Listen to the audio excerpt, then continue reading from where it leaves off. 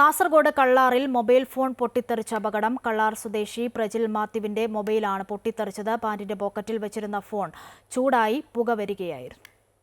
Panathur കള്ളാറിൽ cycle സ്ഥാപനം നടത്തുന്ന പ്രജിൽ മാത്യു എന്നയാളുടെ ഫോണാണ് പൊട്ടിത്തെറിച്ചത്. പ്രജിൽ മാത്യുവിന്റെ പാന്റിന്റെ പോക്കറ്റിലുണ്ടായിരുന്ന ഫോൺ പെട്ടെന്ന് ചൂടാവുകയും പുക പുറത്തേക്ക് വരികയുമായിരുന്നു.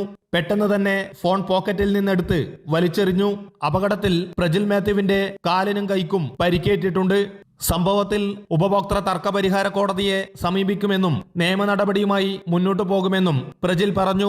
രാവിലെ ഒരു 9 മണിയോട് കൂടിയിട്ട് ഇവന്റെ പ്രജിലിന്റെ പോക്കറ്റിൽ നിന്ന് ഒരു പുക, ഒരു വാണത്തിന് തീ പിടിച്ച പോലത്തെ ഒരു പുക ആകെ പെട്ടെന്ന് ഇവൻ വലിച്ചൂരി അങ്ങോട്ട് എറിഞ്ഞപ്പോഴത്തേക്കും അവിടെ കറക്റ്റ് തപ്പി.